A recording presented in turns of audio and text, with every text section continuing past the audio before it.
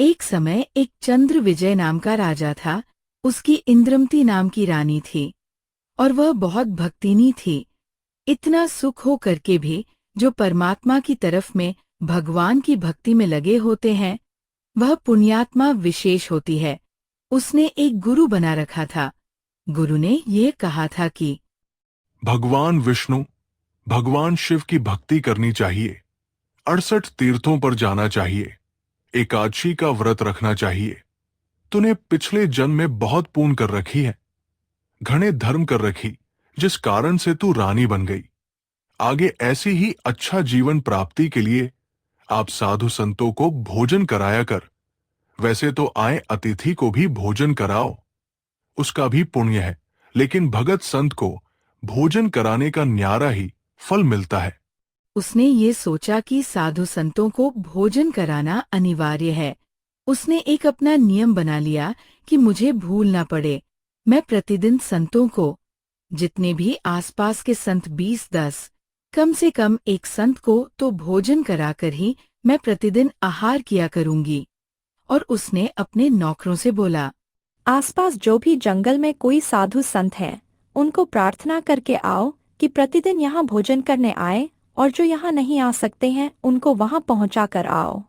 इंद्रमती अपने हाथ से रोटी बनाती और साधु संतों को भोजन कराती। जो भी 10-20 आते सभी को आदर से भोजन कराती। ये सिलसिला शुरू हुआ। एक बार क्या हुआ कि कुंभ के मेले का कोई ऐसा संस्कार हो गया। कुंभ के मेले पर हरिद्वार में चले गए सभी साधु संत पर भी लेने के लिए और पैदल आना जाना होता था, तो 10-15 दिन का प्रोग्राम उनका बनता ही बनता था।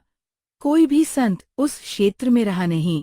अब रानी को पता चला कि साधु आए नहीं। पता करके आए साधु कोई है नहीं, सब चले गए। सबकी झोपड़ी खाली पड़ी हुई थी। पता चला कि वो तो तीर्थ रमन पर चले गए। मैं आहार करूंगी नहीं जब तक कम से कम एक संत को भोजन न करा लूं। रानी ने प्रतिज्ञा कर रखी थी कि जब तक खाना खिला न लूंगी संत को मैं आहार नहीं करूंगी। एक दिन बीत गया, 2 दिन बीत गया। रानी थी भूखी घनी रही नहीं थी। तीसरे दिन तो वो आंखें बंद करने लगी। तब उसके पति ने समझाने लगा, क्यों अपना जीवन नाश कर रही हो? खा लो 2 रोटी, जब साधु आवे तब फिर भोजन करा लिए।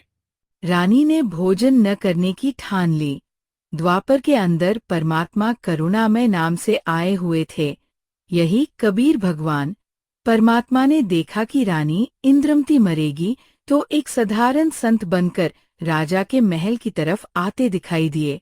इधर रानी ने अपनी नौकरानी से कहा, यदि तू अपनी रानी का जीवन चाहती है तो देख ले कोई साधु संत तुझे दिखाई दे जा, नहीं तो आज शाम तक तेरी रानी प्राण छोड़ देगी। वह दासी दुखी होकर के ऊपर चढ़ गई अटारी पर और वह कहाँ देखे विचारी। उसने क्या देखा कि सामने एक संत रूप में सफेद कपड़े में दाढ़ी बढ़ी हुई छोटे छोटे बाल है। आ रहा है सिंपल सा साधु। परमात्मा ने उस दिन गले में एक माला भी डाल रखा था कि साधु की तरह दिखाई दे। नौकरानी दौड़कर आई और रानी से कहने लगी, एक महात्मा सा नजर आ रहा है। कपड़े तो लाल है नहीं पर शकल साधु जैसी लगती है, आप कहो तो बोला लाऊं। बहन ले आओ जैसा भी हो। अब वो नीचे गई। इतने में परमात्मा भी महल के निकट से आ गए। नौकरानी ने प्रणाम किया और परमात्मा से कहा, महाराज, आपको हमारी रानी याद कर रही है। आप कौन हो? मैं नौकरानी हूँ। बेटा, रानी को यदि गरज है संत की तो यही आ जाए गली में। हम किसी के घर जाया नहीं करते, और हम घर जाएं और उसका पति कह दे तू आया किस लिए, उसने गरज है तो यहाँ आ जाएगी। उसने जाकर बता दिया कि साधु ऐसे ऐसे कह रहा है, तो उसको और पकी जच गई कि एक नंबर का महात्मा है। रानी ने कहा, पकड़ मेरा हाथ और सहारा दे, ले चल मुझे ऐसे महापुरुष के दर्शन करा दे, मर जाऊंगी तो भी अच्छा है। आज पहली बार सुन रही हूँ कि रानी को कहने वाला कि गरज पड़े तो रानी यहाँ आ जाए। रानी जाकर देखा तो चेहरा विश्व में सबसे सुंदर थे कबीर भगवान, और चरणों में मत्था टेका और कहा, महाराज भोजन कीजिए, आहार कीजिए। चल बेटा, आहार कर लेते हैं। बैठ गया जाकर, एक आसन लगा दिया। रानी ने दुखी सूखी होकर नौकरानी के सहयोग से स्वयं भोजन बनाया और कहा, महाराज जी, भोजन पाओ, आहार कीजिए। बेटा, आप इतना कमजोर क्यों हो? कोई रोग है आपको क्या? मैं प्रतिदिन एक साधु को भोजन कराकर भोजन करती थी। संत रहे नहीं क्योंकि वह कुंभ के मेले में स्नान के लिए चले गए। आज तीसरा दिन आ गया महाराज जी, आप न आते तो मर जाती। भोजन परमात्मा के पास रखा तो परमात्मा ने कहा, बेटी, मेरा शरीर भोजन करने का नहीं है।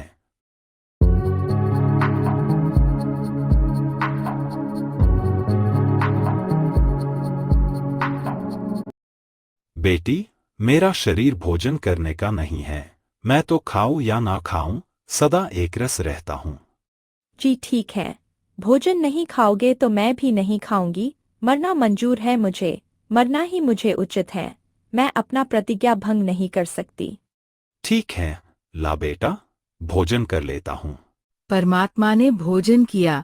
फिर रानी से पूछा, बेटा, आपको यह हट किसने बताया? मैंने गुरुजी बना रखे हैं। हमारे गुरुजी बहुत अच्छे हैं। क्या साधना करते हो?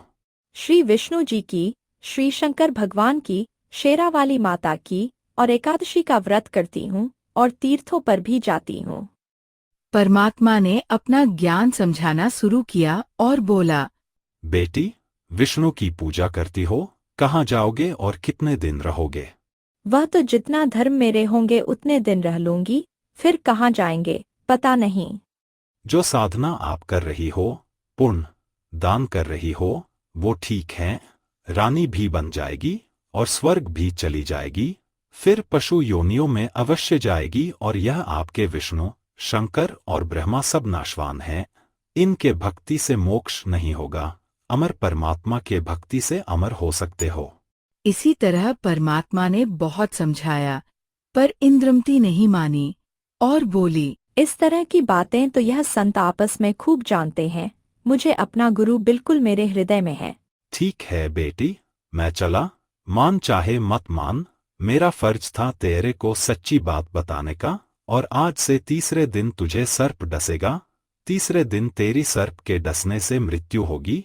ना तेरा गुरु बचा सकेगा, ना तेरा ब्रह्मा विष्णु शंकर बचा सकेगा, और न तेरा भक्तियोग मंत्र बचा सकेगा।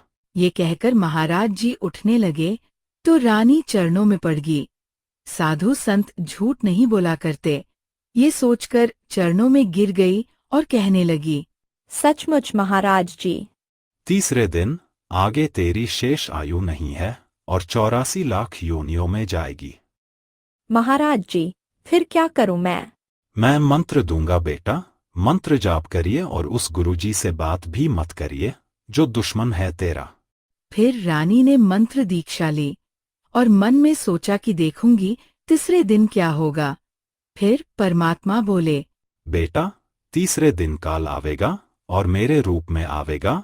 और एक ध्यान रखना, जो मैंने आपको मंत्र दिया है प्रथम, जब वह निकट आएगा तो पहले आप इस मंत्र का जाप करके और फिर प्रणाम करना। जब वह मैं आऊं यानी मेरे रूप में काल होगा, और तो भावुक होकर के बगैर मंत्र जाप किए चरण नहीं छूना। पहले मंत्र जप करना है और फिर चरण छूना है। परमात्मा ने उस समय विशेष हिदायत दी थी क्योंकि उसका अभ्यास नहीं था और रानी ने किसी को बताया नहीं। सोचा क्या पता सच्ची है कि झूठी।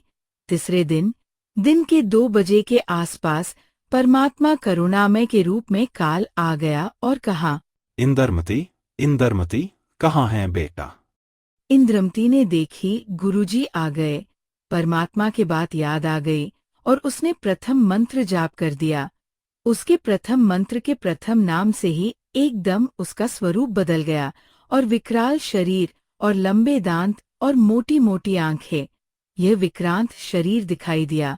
तब उस काल ने देखा कि तेरा तो इसने आवरण उतार दिया, और काल ने कहा, अब तो बच गई, तेरे पास मंत्र जबरदस्त है, तुझे फिर देखूंगा।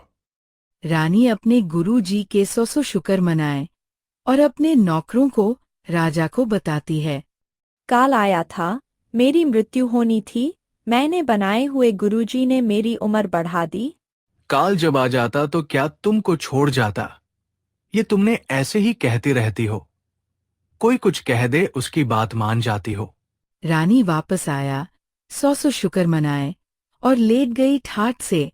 इतने में काल सर्प बनकर आया और रानी को डस लिया।